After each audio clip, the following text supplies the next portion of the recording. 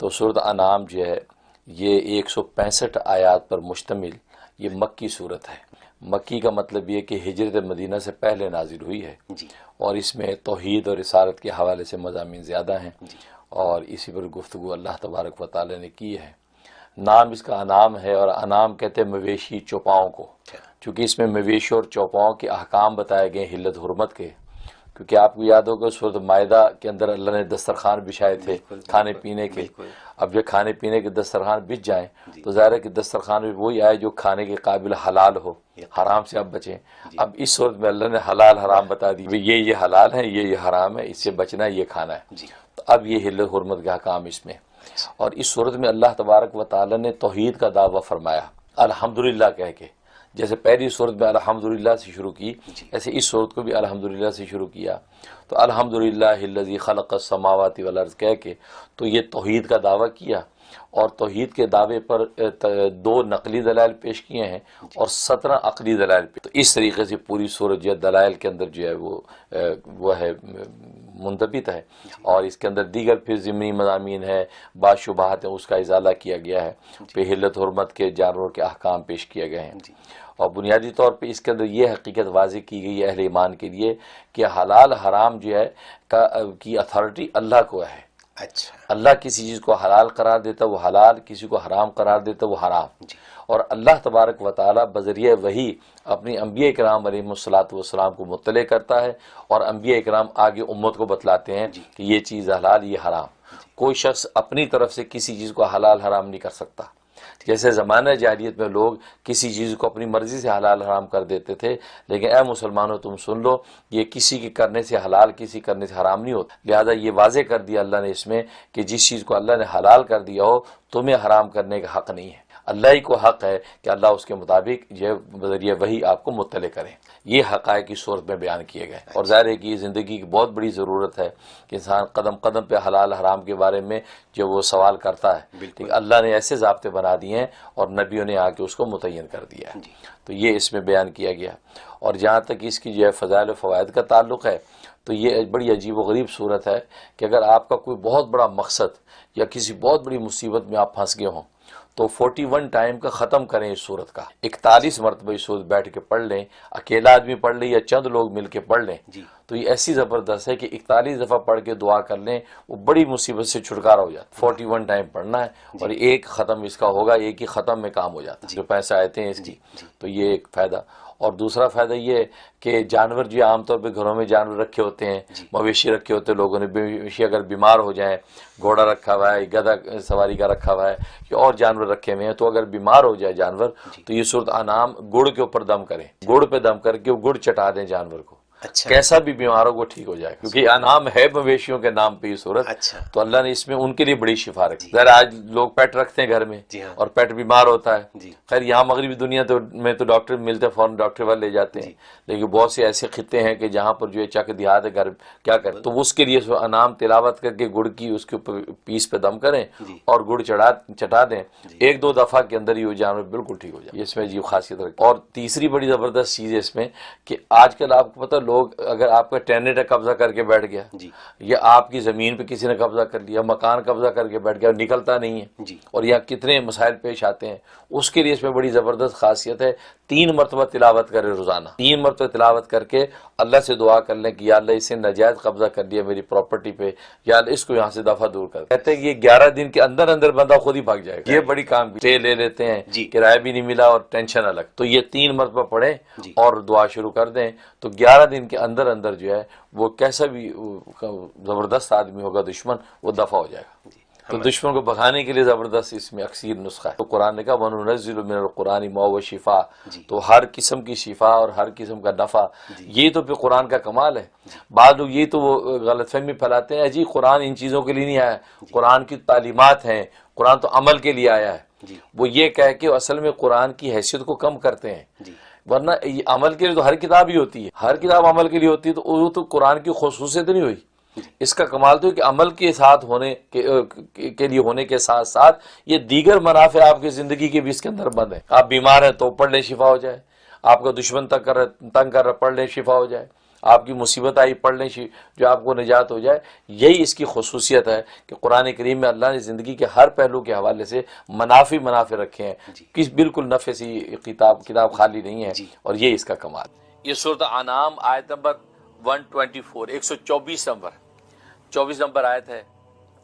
یہ آیت تو سمجھو کہ آل ان ون ہے. یہ قبولیت دعا کے لیے ہے. آپ یہ چاہتے جو مانگے وہ مل جائے, جب بھی مانگے مل جائے. تو قبولیت دعا کے لیے, اور دعا کے اندر آپ جو چاہے مانگیں, اس کے لیے اس کے اندر زبردست تاثیر ہے. اس آیت کا کمال یہ ہے کہ اللہ کا لفظ پاس دو جگہ آتا ہے. پاس اللہ کا لفظ دو جگہ آتا ہے. جب آیت پڑھ کے آپ پہلے اللہ پر رکیں گے تو وہاں رک جائیں. اب یہاں پر آپ دعا مانگنا شروع کر دیں. دعا مانگ لیں, اپنی پوری کر لی دعا. اب آگے اللہ کہہ کے وہ آیت کا اگلا ٹکڑا پورا کر لیں. کمال کی تاثیر ہے. آپ 11 مرتبہ بھی ایسا کر لیں گے تو آپ کی دعا قبول ہو جائے گی.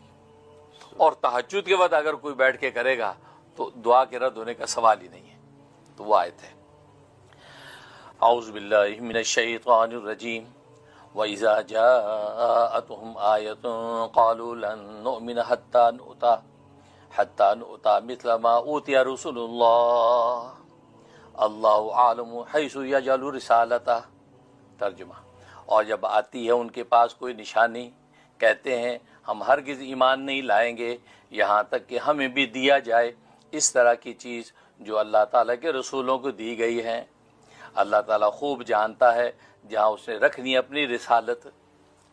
اصل میں مشرکین مکہ کا ایک مطالبہ تھا کہ یہ نبی کریم صلی اللہ علیہ وسلم معجزات دکھاتے ہیں, طرح طرح کے معجزے آتے ہیں, تو آخر ان کی کیا خصوصیت ہے کہ انہی کے اوپر یہ معجزے اترتے ہیں.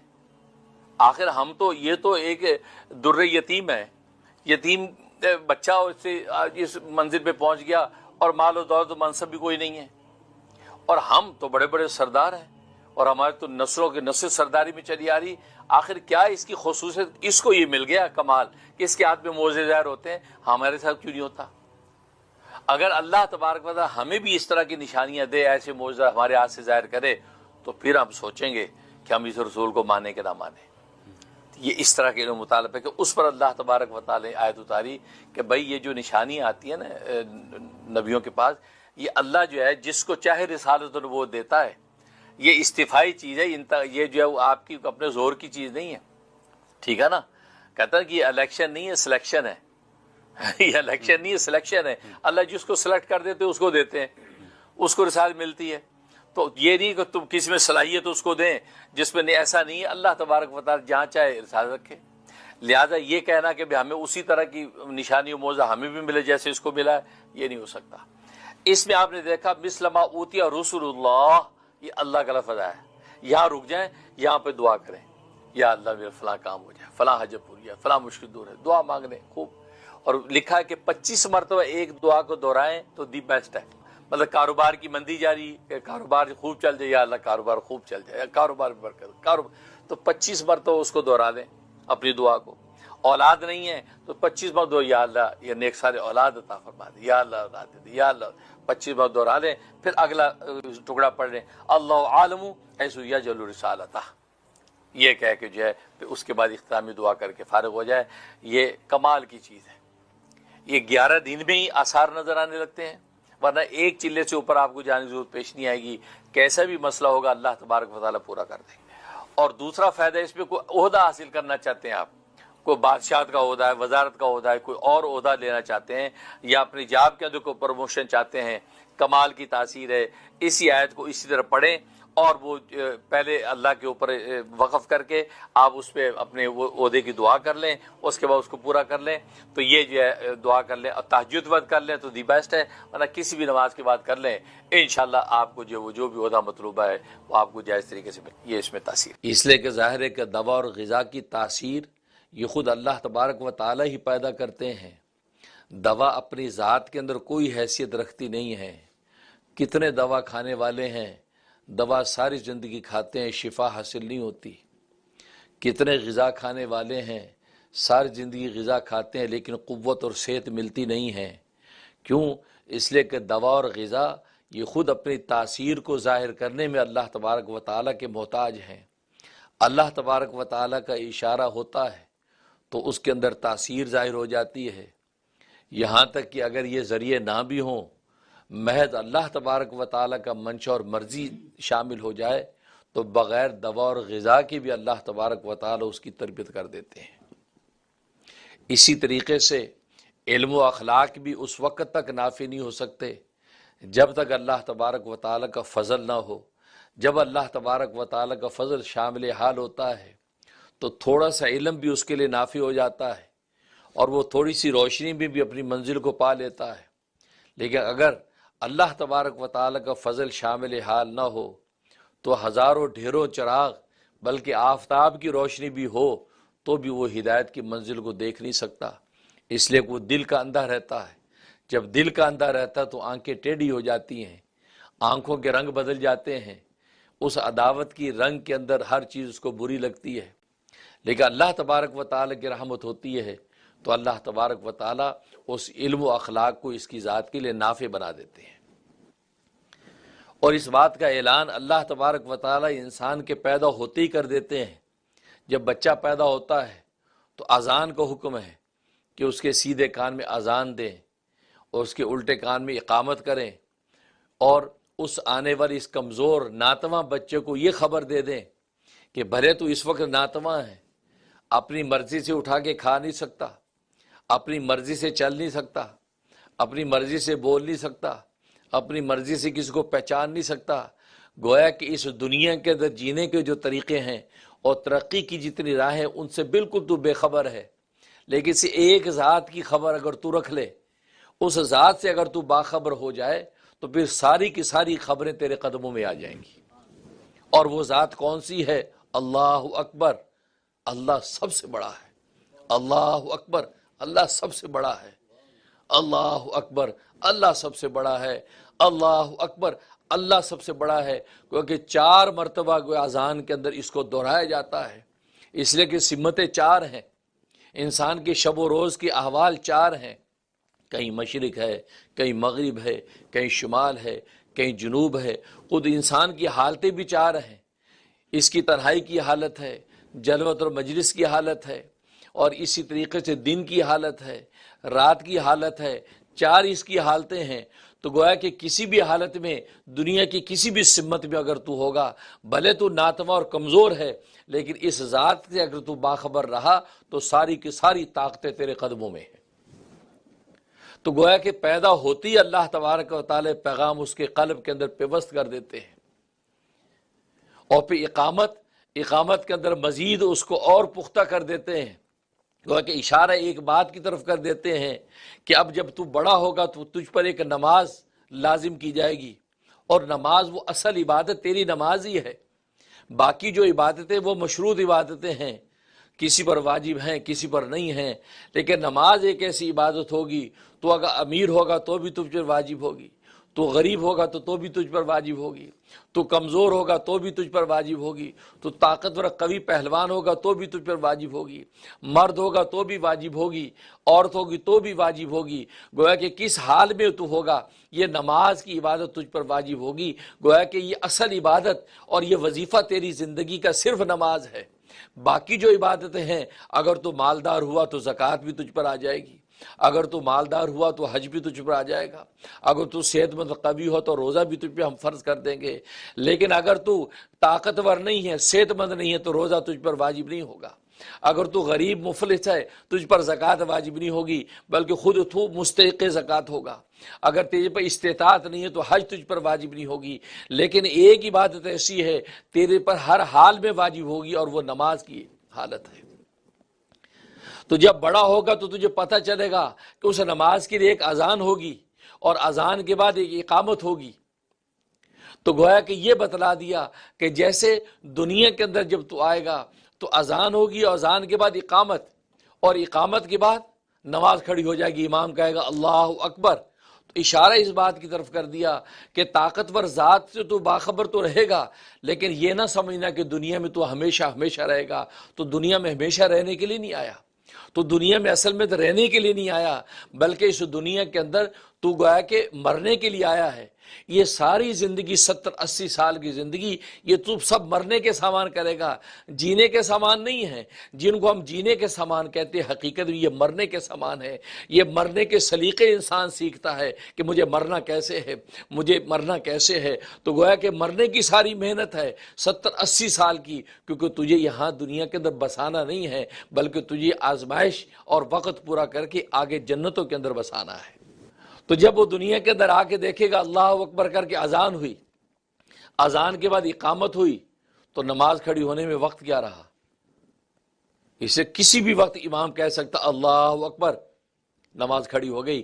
تو اشارہ اس بات کی طرف کر دیا، اسی طریقے سے یہاں آج تیری اذان ہم نے دے دی ہے، تیری زندگی کی اقامت ہم نے کر دی ہے، اب کسی بھی وقت امام تیری جنازے کی نماز کی اللہ اکبر کہہ سکتا ہے۔ لہذا بس اتنا سا تیرے پاس وقت ہے کہ کس لمحے تجھے اللہ تبارک و تعالیٰ کا بلاوا آ جائے۔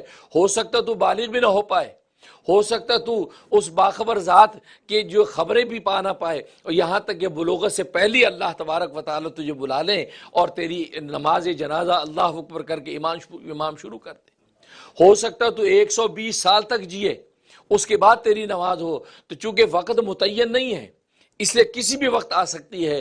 تو گویا کہ تنبیہ بھی ساتھ کر دی، ایک خبر بھی دے دی ایک باخبر ذات کی کہ اس اللہ تبارک و تعالیٰ کے دامن کو پکڑ لے گا تو دنیا میں جینے کا تو یہ سلیقہ آ جائے گا، تیری ناتوانی اور ذوف یہ قوت میں بدل جائے گا، یہاں تک کہ بڑی بڑی طاقتیں بھی تیرے قدموں میں ہوگی، اور حالت تیری یہ ہے کہ تو کسی بھی وقت اللہ تبارک و تعالیٰ کی طرف کوچ کر سکتا ہے۔ لہذا اس نماز سے غافل نہیں ہونا، اس نماز سے غافل نہیں ہونا، اس لیے کہ تیری جنازے کی نماز گویا کہ تیار ہے، اذان ہو چکی ہے، اقامت ہو چکی ہے، کسی بھی وقت جو ہے جنازے کے لیے اللہ اکبر ہو سکتا ہے۔ یہی وجہ ہے کہ نماز جنازے میں اذان نہیں ہے، کہنے کو وہ نماز ہے لیکن اذان کے بغیر ہے، کہنے کو وہ نماز ہے لیکن اقامت کے بغیر ہے۔ اصل میں یہ اذان و اقامت بچپن میں ہو چکی، جب وہ پیدا ہوا تھا اسی وقت اس کو موت کی خبر دے دی گئی تھی کہ اب تیری جنازے کی نماز کسی وقت ہو سکتی ہے۔ لہذا اپنی اس نماز سے غافل نہیں ہونا کہ جو تجھے ایک خبر ذات کی خبر دیتی ہے۔ وہ علیم الخبیر ذات ہے، وہ باخبر ذات ہے، اس کو پتہ ہے طاقت کہاں سے ملتی ہے، ذوف کہاں کھڑا ہوتا ہے، کس طریقے سے جینا ہے۔ تو گویا کہ اس اللہ تبارک و تعالیٰ کے دامن پکڑ لے گا تو تجھے منزل مل جائے گی۔ اس لیے پہلی آیت میں فرما دیا الحمدللہ رب العالمین، تمام تعریفیں اس اللہ کے لیے جو سارے جہانوں کو پالنے والا ہے۔ جو جہان تجھے نظر آئیں گے، آسمانوں کی بلندیاں، زمینوں کی وسعتیں، آبشاروں کا حسن، دریاؤں کے روانیاں، جو پرندوں کی چہچہاٹ، سبزے کی لہلہاٹ، جو کچھ تجھے نظر آئے گا یہ سب کے سب اللہ تبارک و تعالیٰ کی تربیت کے محتاج ہیں۔ اللہ تبارک و تعالیٰ اگر اس آسمان کو تھامے نہ رکھے تو یہ تھم نہیں سکتا، اللہ اس زمین کو وسعت نہ دے تو یہ وسیع نہیں ہو سکتی، اللہ جو ہے آبشاروں کو حسن مہیا نہ کرے وہ حسین نہیں ہو سکتی، دریاؤں کو روانی نہ بخشے تو وہ چل نہیں سکتے، کاٹنے والی چھری کے اندر اللہ تبارک و تعالیٰ تاثیر نہ رکھے تو کاٹ نہیں سکتی۔ تو گویا کہ یہ ساری طاقتیں جو دیکھے گا یہ ساری کی ساری اللہ تبارک و تعالیٰ کی تربیت کی محتاج ہے، ان کو اللہ لے کے چل رہا ہے۔ تو گویا کہ پہلی آیت میں یہ خبر دے کر بتا دیا کہ کوئی کچھ بھی نہیں ہے، صرف ایک ذات ہے جو ساری کائنات کو لے کے چل رہی ہے۔ وہ چاہے ذرے کو آفتاب بنا دے، وہ چاہے آفتاب کو ماند کر دے، کوئی پوچھنے والا نہیں ہے، وہ اسی طاقتور ذات ہے۔ اس لیے پیدا ہوتے ہی بچے کو اس کی ناتوانی کے زمانے میں اس ایک طاقتور ذات کی خبر دیتے ہیں اللہ اکبر کہہ کے، تاکہ اس کو اطمینان اور تسلی ہو کہ اس اتنے بڑے جہان کے اندر میں آ گیا کمزور تنہا، مجھے کون سنبھالے گا؟ اور میں کہ نہیں، تجھے وہ ذات سنبھالے گی جسے ساری کائنات کو سنبھالا ہوا ہے۔ تو اس کے لیے گویا کہ ایک اچھی خبر دی جاتی ہے۔ تو گویا کہ تربیت یہ اللہ تبارک و تعالیٰ ہی کرتے ہیں۔ تو تربیت کے سارے پروسی بھرے جسمانی تربیت ہو یا روحانی تربیت، اللہ تبارک و تعالیٰ ہی کی طرف سے اترتے ہیں۔ اور تربیت دو طرح کی ہوتی ہے، ایک تعلیم بشری اور دوسری فضل خداوندی۔ یا تو اللہ تبارک و تعالیٰ تعلیم بشری، ان دنیا کے اندر اللہ تبارک و تعالیٰ نے جو علوم نازل کر رکھے ہیں ان علوم کے ذریعے سے تربیت ہو رہی ہے۔ ظاہر قرآن کریم اس کا منبع اور سرچشمہ ہے، اور قرآن کریم ساری پہلی آسمانی کتابوں کا منبع اور سرچشمہ۔ خود قرآن میں فرمایا فیہا کتب قیمہ، اس قرآن کریم میں پہلی ساری آسمانی کتابوں کے علوم بند ہے۔ اس میں تورات کی علوم بھی ہیں، اس میں زبور کی علوم بھی ہیں، اس میں صحیفہ شیس کی علوم بھی ہیں، اس میں انجیل کی علوم بھی ہیں۔ فیہا کتب قیمہ، یہ ایسی مستحکم کتاب ہے کہ پہلی ساری کی ساری کتابوں کے علوم اس کے اندر بند ہے۔ اگر تم تورات کے علوم حاصل کرنا چاہتے ہو تو قرآن کریم کو پڑھ لو، اگر انجیل کے علوم حاصل کرنا چاہتے ہو قرآن کریم کی تلاوت کر لو، اگر زبور کے علوم پتہ لگانا چاہتے ہو قرآن کریم کو پڑھ لو، کیونکہ قرآن کریم میں اللہ تبارک و تعالیٰ نے سارے کے سارے علوم کا گلدستہ بنا دیا ہے۔ قرآن کریم یہ ساری کی ساری آسمانی کتابوں کا وہ گلدستہ ہے کہ اب آپ کو کسی دوسری کتاب کو پڑھنے کی ضرورت نہیں، سارے کے سارے علوم اللہ تبارک و تعالیٰ نے اسی کتاب میں بند کر دیے۔ تبھی تو حضرت عمر فاروق رضی اللہ تعالیٰ عنہ ایک مرتبہ تورات تلاوت کر رہے تھے، رسول اللہ صلی اللہ علیہ وسلم حجرے سے نکلے، دیکھا عمر کیا پڑھتے ہو؟ کہا کہ اے اللہ کے حبیب میں تورات پڑھ رہا ہوں، کیونکہ تورات اللہ نے اپنے ایک جلیل القدر پیغمبر موسیٰ علیہ الصلوۃ والسلام پر اتاری، جو اللہ کے کلیم ہے، اللہ سے ہم کلام ہوتے ہیں۔ اتنے جلیل القدر پیغمبر پر جو کتاب اتاری ہے میں اس کا مطالعہ کر رہا ہوں کہ اس کے اندر کیا علوم ہے، اس کے اندر کیا احکامات ہیں۔ اتنے بڑے پیغمبر پتری آخر کچھ تو ہوگا، اس لیے پڑھو۔ آپ یہ بات کر رہے ہیں لیکن رسول اللہ صلی اللہ علیہ وسلم کے چہرے کو دیکھنے والے دیکھ رہے ہیں کہ آپ کا چہرہ غصے سے سرخ ہو رہا ہے۔ صحابہ فرماتے ہیں رسول اللہ صلی اللہ علیہ وسلم کا چہرہ جب غصے ہوتا تھا، غضبناک ہوتا تھا، تو ایسے گال سرخ ہو جاتے جیسے اس میں انار نچوڑ دیا، انار کا رس جیسے نچوڑ دیا، ایسا سرخ چہرہ۔ حضرت عمر اپنی بات کرنے کو خبر نہیں کہ رسول اللہ صلی اللہ علیہ وسلم کے چہرے پہ کیا کیفیت ہے، سر اٹھایا، گھبرا گئے۔ رسول اللہ صلی اللہ علیہ وسلم والذی نفسی بیدی، قسم اس ذات کی جس کے قبضہ قدرت میں میری جان ہے، اگر آج موسیٰ علیہ السلام زندہ ہو کر آ جائیں ان کو بھی میری پیروی کیے بغیر کوئی چارہ کار نہیں۔ جس پیغمبر کو اتنا جلیل القدر پیغمبر تو کہہ رہا ہے، وہ میرے زمانے میں اگر آ جائے تو وہ میری پیروی کرے گا، وہ تیری صف کے اندر بیٹھے گا، وہ میری پیروی کے بغیر اس کا کوئی چارہ نہیں ہے۔ میں قرآن لے کے آیا ہوں، قرآن کے سامنے اب کسی کی کوئی حقیقت نہیں۔ تو گویا کہ بتلا یہ دیا کہ قرآن کریم کو دیکھ لو، قرآن کریم کے اندر ساری کتابیں بند ہیں۔ تورات نے جو پیغام دیے وہ پیغام اس کے اندر موجود، زبور نے جو پیغام دیے زبور کے پیغام اس کے اندر موجود۔ تورات اکیلی پڑھنے کی ضرورت نہیں، زبور پڑھنے کی ضرورت نہیں، کیونکہ اسی قرآن نے خبر دے دی ہے کہ اس تورات کے اندر تعریف کر لی ہے، اس کو بدل دیا ہے، اس کے احکام چینج کر دیے ہیں، ادھر سے ادھر کر دیے ہیں۔ اب اگر آپ ڈائریکٹ تورات انجیل پڑھنے لگیں گے تو آپ گمراہ ہو جائیں گے۔ آپ کو کیا خبر کون سا حکم کہاں سے کہاں بدل دیا۔ ہاں جب قرآن کریم پڑھو گے تو قرآن کریم اس کے انہی علوم کی خبر دے گا جو سچے اور حق علوم تھے، جو آسمانوں سے اللہ تبارک و تعالیٰ کتاب میں اتارے تھے۔ تو تعلیم بشری، تو آسمانوں سے جو علوم اترتے ہیں اس تعلیم بشری کے ذریعے سے اللہ تبارک و تعالیٰ تربیت کرتے ہیں۔ چاہے علوم کسبیہ دنیا کے اندر، ہم مدارس کے اندر، مساجد کے اندر، مکاتب کے اندر، اسکولوں کے اندر، یونیورسٹیوں کالجوں کے اندر جا جا کے لوگ علم حاصل کر رہے ہیں، یہ تعلیم بشری ہے جو انسانوں کے لیے اللہ تبارک و تعالیٰ نے اتارے ہیں۔ اب انسان اپنے کسب کے ساتھ، اپنی محنت کے ساتھ علم کو حاصل کرتے ہیں۔ تو تربیت کا ایک طریقہ یہ، دوسرا فضل خداوندی۔ فضل خداوندی کا مطلب یہ ہے کہ وہ دنیا کی اس تعلیم بشری کا انسان محتاج نہیں ہوتا، محض اللہ تبارک و تعالیٰ کے فضل کا محتاج ہوتا ہے۔ اللہ تبارک و تعالیٰ اپنی فضل سے براہ راست وہ علوم عطا کر دیتے ہیں، اور یہ صرف انبیاء کرام علیہم الصلوۃ والسلام کے لیے ہوتا ہے۔ انبیاء کرام علیہم الصلوۃ والسلام کو اللہ تبارک و تعالیٰ اپنے فضل سے علوم عطا کر دیتے ہیں، وہ کسی کے سامنے بیٹھ کر پڑھتے نہیں ہیں، کسی کے سامنے بیٹھ کے علم حاصل نہیں کرتے، بلکہ براہ راست اللہ تبارک و تعالیٰ ان کو علوم عطا کرتے ہیں۔ یہ فضل خداوندی، اور یہ اللہ تبارک و تعالیٰ صرف انبیاء کے ساتھ کرتے ہیں۔ انبیاء کرام علیہم الصلوۃ والسلام کو اللہ تبارک و تعالیٰ اپنے فضل سے براہ راست علوم عطا کرتے ہیں۔ حضرت عیسیٰ علیہ الصلوۃ والسلام چھوٹے بچے ہیں، ماں نے استاد کے پاس بٹھا دیا، کہا کہ انہیں پڑھائیے۔ تو استاد نے کہا پڑھو الف، سب سے پہلا حروف تہجی الف، کیونکہ ظاہر ہے جب پڑھنا شروع کرتے آپ الفابیٹ سب سے پہلے، انگریزی پڑھی تو ABC پہلے یاد کراتے ہیں، الف با تا سا عربی میں پہلے یاد کراتے ہیں، اردو پڑھنی علی بے تے سے، وہ سب، تو گویا کہ الفابیٹ سب سے پہلے انہوں نے کہا پڑھو الف۔ آپ نے فرمایا الف کا کیا مطلب ہے؟ استاد نے سر اٹھایا ہے، یہ بچہ جو ابھی الف با پڑھنے والا بچہ یہ مجھ سے یہ کیا سوال کر کیا کہا جی الف تو آپ نے پڑھائی، الف کا معنی کیا ہے، مطلب کیا ہے اس کا؟ استاد کہتا ہے اس کا کوئی مطلب نہیں ہوتا، بس پڑھو۔ کہ بہت خوب، آپ کو جس کا مطلب پتہ نہیں وہ مجھے پڑھا رہے ہیں، لہٰذا ایسے استاد کا مجھے نہیں پڑھنا، اٹھ کے چلے۔ کیوں؟ آسمانوں پہ فیصلے ہو گئے تھے کہ اس کو علم براہ راست ہم دیں گے، دنیا کا یہ محتاج نہیں ہوگا۔ جس استاد کو الف کا مطلب پتہ نہیں ہے وہ استاد کیا پڑھائے گا؟ تو اشارہ یہ تھا کہ یہ دنیا کے استادوں کا محتاج نہیں، یہ استادوں کا استاد، گویا کہ ساری کائنات کا جو عالم ہے وہ اللہ تبارک و تعالیٰ کی ذات کا محتاج ہے۔ اللہ تبارک و تعالیٰ براہ راست اس کو علم عطا کریں گے، اور کیا، اور ایسا علم عطا کیا کہ کائنات کے لوگ اس وقت کے حیران ہو گئے۔ وہ علم طبیعات عطا کی جس کو آج آپ علم فزکس کہتے ہیں۔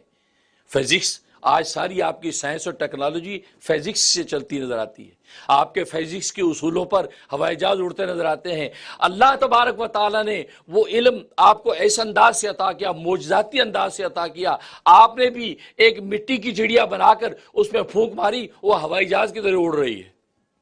جس اصول کو فزکس کے اصول پر آپ نے آج ہوائی جہاز اڑایا، اللہ تبارک و تعالیٰ نے موسیٰ علیہ السلام کے ہاتھ پر اپنے فضل سے براہ راست معجزاتی شکل میں چڑیا اڑا کے دکھا دی۔ ظاہر اس زمانے میں فزکس اپنے کمال پر تھا تو لوگ حیران ہوئے کہ یار یہ چڑیا اڑ گئی، یہ ہمارے فزکس کے اصول کے مطابق یہ اڑ تو سکتی نہیں، اڑی کیسے؟ اصول تو وہی استعمال ہوا، لیکن یہ اللہ کے فضل سے براہ راست استعمال ہو رہا ہے۔ اور دوسرا، میڈیکل سائنس اپنی انتہا پر تھی، عروج پر، ایسی بیماریوں کا علاج کر ڈالتے تھے جس کی کوئی نظیر نہیں ہے۔ اللہ تبارک و تعالیٰ نے عیسیٰ علیہ السلام کو اسی رنگ کا معجزہ اور کمال عطا کیا کہ آپ بیماری تو بیماری، ایسی بیماریاں جو لا علاج، مادرزاد اندھا پیدا، اس کا علاج اس وقت علم طب کے پاس نہیں تھا، اس وقت کی میڈیکل سائنس کے پاس نہیں تھا۔ اللہ تبارک و تعالیٰ نے آپ کو یہ معجزہ کمال عطا کیا، آپ اس کی آنکھوں پہ ہاتھ پھیرتے وہ بینا ہو جاتا۔ اس وقت کے اطباء حیران ہو گئے ہیں، ہمارے میڈیکل سائنس کے اصول میں تو اس کا علاج ہی نہیں ہے، یہ اس نے بینا کر دی۔ برس کا مرض، برس جو ہو جاتا ہے تو برس کے مرض کا علاج آج میڈیکل سائنس میں نہیں ہے۔ اللہ تبارک و تعالی نے آپ کو معجزاتی طور پہ ایسا عطا کیا، آپ جس پہ ہاتھ پھیر دیتے اس کا برس کا مرض ختم ہو جاتا۔ اور تو اور اس وقت میڈیکل سائنس کے آج پوری کائنات کے پاس موت کا کوئی علاج نہیں کہ مرنے والے کو زندہ کریں، مرنے والے کو زندہ کریں۔ اللہ تبارک و تعالی نے آپ کو وہ معجزہ اور کمال عطا کیا، آپ مردے کو زندہ کر رہے ہیں۔ قم باذن اللہ کہتے ہیں مردہ کھڑا ہو جاتا۔ تو میڈیکل سائنس نے سمجھ لیا کہ نہیں، یہ جو اس شخص کے پاس ہے یہ کوئی میڈیکل سائنس نہیں ہے۔ اگر یہ میڈیکل اور علم طب کا کوئی اصول ہوتا تو ہم بھی بڑے بڑے ماہر ہیں، تو ضرور ہمیں وہ اصول پتا ہوتا کہ جس اصول کے تحت یہ مردے کو زندہ کر رہا ہے، یہ برس والے کو شفا یاب کر رہا ہے، یہ جو مادرزا اندھے کو جو بینا کر رہا ہے، ہمیں خبر ہوتی۔ معلوم ہے کہ یہ ہمیں جب خبر نہیں ہے تو معلوم ہے کہ واقعی یہ اللہ کے پیغمبر ہے۔ محبت والوں نے مان لیا اور عداوت والوں نے مخالفت کی، کیونکہ ظاہر ہے کہ وہ پرسنالٹی کلیش ہو گیا کہ اوہ یہ کیا بھئی، یہ ہم سے اوپر جا رہا ہے، نہ پڑھا ہے نہ لکھا ہے اور ایسی چیزیں پیش کر رہا ہے، یہ تو لگتا ہے جادوگر ہے، اور یہ ایسا جادوگر ہے کہ بھئی اس کی یہ تو ہماری عقل میں بات نہیں آ رہی۔ تو معلوم یہ ہوا کہ حضرت عیسیٰ علیہ السلام کو اللہ تبارک و تعالی پھر ایسے علوم عطا کر دیے کہ جس کی کوئی نظیر نہیں۔ تو یہ فضل خداوندی، تو گویا کہ اللہ تبارک و تعالی تعلیم بشری اور فضل خداوندی کے ذریعے سے تربیت کرتے ہیں۔ اور تربیت کے اندر دو چیزوں پر فوکس ہوتا ہے، ایک عقل اور ایک خواہش۔ کیونکہ دنیا کے اندر انسان جب تربیت کی راہوں سے ہٹتا تو عقل اور خواہش، ان دونوں کا جب مس یوز کرتا ہے، ان دونوں کو جب غلط استعمال کرتا ہے، عقل اور خواہش کو، تو نتیجہ کیا ہوتا ہے؟ وہ منزل سے بھٹک کر گمراہی میں گرتا ہے۔ اور تربیت میں ان دونوں چیزوں کو فوکس کیا جاتا ہے، اس کی عقل کو اعتدال پر رکھا جاتا ہے، اس کی خواہشات کو اعتدال پر رکھا جاتا ہے، ناجائز خواہشات کے جال کاٹے جاتے ہیں، عقل کے فطور کو فنا کیا جاتا ہے۔ یہاں تک کہ جب اس پر تربیت ہوتی ہے تو تین طرح کے لوگ سامنے آتے ہیں۔ بعض وہ لوگ ہیں کہ جن کی عقل خواہش پر غالب ہو جاتی ہے، بعض وہ لوگ ہیں جن کی خواہش عقل پر غالب ہو جاتی ہے، اور بعض وہ لوگ ہیں کہ جن کی عقل اور خواہش میں کشاکشی رہتی ہے، کبھی عقل اس کو ڈھا دیتی ہے، کبھی خواہش اس کو ڈھا دیتی ہے، تو گویا کہ اس انداز سے وہ چلتے ہیں، تو تین طرح کی صورتحال پیدا ہو جاتی ہے۔ چنانچہ انسان مدارس میں، مساجد میں، خانقاہوں میں، اللہ والوں کی صحبت میں جب پہنچتا ہے تو وہ اسی چیزوں کو فوکس کر کے عقل اور خواہش، یہاں تک کہ دنیا کی جو یونیورسٹی اور کالجز ہیں وہاں بھی انسان جب پڑھنے جاتا ہے تو ظاہر کہ اس تعلیم کا اصول تو وہی ہے، آپ اپنی عقل کو خواہش پر غالب رکھیں، کیونکہ انسان کی فطری خواہش یہی ہوتی ہے جس میں تکاسل ہے، جس میں سستی ہے، جس کے اندر جو ہے وہ ان چیزوں سے، مشقت سے بچنا ہے، یہ انسان کی فطرت کا حصہ ہے۔ ظاہر ہے کہ دنیا کی علوم ہو یا آخرت کی علوم ہو، وہ اس خواہش کو دبائے بغیر نہیں حاصل ہو سکتے۔ یا دنیا کی علوم کو بھی ترقی کرنے والے لوگ کیا کرتے ہیں؟ وہ اپنی خواہشوں کو مارتے ہیں، اپنی نیندیں حرام کرتے ہیں، اپنا کھانا کم کرتے ہیں، دن رات پڑھنے میں لگاتے ہیں، جو سٹڈی کرتے ہیں وہ اپنی سٹڈی کر کے تھیسس تیار کر رہے ہیں، سٹڈی کر رہے ہیں، تو گویا کہ تو اس کے اندر ظاہر ہے کتنی خواہشات کا خون کر کے وہ آگے بڑھ رہے ہیں۔ تو بالکل اسی طریقے سے جب آخرت کے علوم اللہ تبارک و تعالیٰ عطا کرتے ہیں تو وہاں پر بھی عقل اور خواہش کی جنگ ہوتی ہے، اور جب انسان اپنے استاد کے پاس پہنچتا ہے یا اپنے مربی کے پاس پہنچتا ہے، مدرسے میں استاد کے سامنے بیٹھا ہے، تو وہ بھی تعلیم بشری کے نتیجے میں عقل کو خواہش پر غالب کرنے کے سلیقے بتاتا ہے کہ عقل کو خواہش پر کیسے غالب کرنا ہے، خواہش کو کیسے تم نے دبانا ہے۔ جب عقل غالب ہوگی تو عقل اصل میں یہ وہ لشکر ہے جو آپ کو ایک سیدھی راہ پہ لے جاتا ہے، یہاں تک کہ قدوسیت کی اس منزل پر لے کے جاتا ہے جس سے اللہ تبارک و تعالیٰ راضی ہو جاتا ہے۔ یہی وجہ کہ آپ جانتے ہیں کہ بے عقل اور دیوانے کو مسجد میں بھی آنے کی اجازت نہیں ہے، کہ دیوانہ بے عقل مسجد میں نہ آئے۔ کیوں نہ آئے؟ اس لیے اس کے پاس عقل نہیں ہے۔ جب عقل نہیں ہے تو عبادت کا اہل نہیں ہے۔ یہ عبادت کے لیے عقل چاہیے، اس لیے کہ عقل جب اللہ اکبر کر کے ہاتھ باندھے گا، اس کی عقل اس کو روک کے رکھے گی بھی کب تک ہاتھ باندھنے، کتنی دیر کھڑا ہونا ہے اور کیا پڑھنا ہے، کیونکہ عقل کا معنی ہوتا ہے روکنا۔ تو عقل کو عقل کہتے ہیں اس لیے کہ عقل روکتی ہے کہ بس آپ کھڑے رہے امام کے پیچھے، جب امام اللہ اکبر کر کے رکوع میں جائے گا اب آپ کو رکوع میں جانا ہے، جب سمی اللہ لمن کرے گا تب آپ نے سر اٹھانا ہے۔ تو یہ عقل ہی ہے جو اس کو روک رہی ہے، لیکن اگر عقل نہیں ہے تو نہیں کہ امام نے اللہ اکبر کر کے قیام کیا اور یہ جناب سجدے میں پڑے ہیں، خود اسلام پھیر کے چل دی، نماز ہو گئی۔ معلوم کہ عقل ہی وہ چیز ہے، نعمت ہے کہ جو عقل انسان کو روحانی ترقی کے منازل طے کراتی ہے۔ اس عقل کو جب اعتدال کے اندر لے آتے ہیں اور عقل کو وحی کے نور کا تابع کر دیتے ہیں، عقل کو عقل کل نہیں کرتے، عقل کو آزاد نہیں کرتے، اس کو وحی کا تابع کر دیتے ہیں۔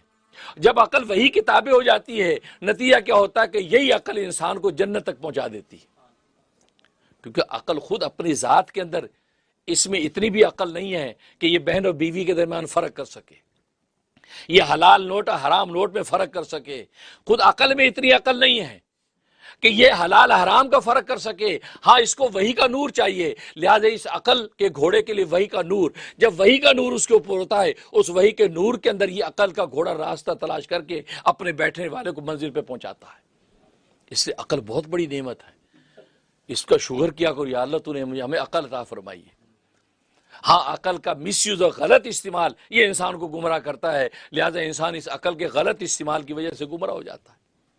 لہٰذا بڑے بڑے عاقلین عقل کی بنیاد پر جب وہ ایسے ایسے فیصلے کرنے لگتے ہیں جس کا فیصلہ وحی کے نور سے ہونا تھا، انہوں نے عقل سے فیصلہ کیا تو ٹھوکر کھائی۔ چنانچہ آپ جانتے اسی مغربی دنیا میں انسیسٹ کا فتنہ، استحلال بالمحارم، محرم رشتہ داروں کے ساتھ جو ہے جنسی حوث پوری کرنا، یہ عقل کی وجہ سے تو مارے گئے، کیونکہ دیکھنے والے نے دیکھا کہ یار یہ عورت بہن ہے یا غیر عورت دونوں سیم تو ہے، فرق کیا ہے؟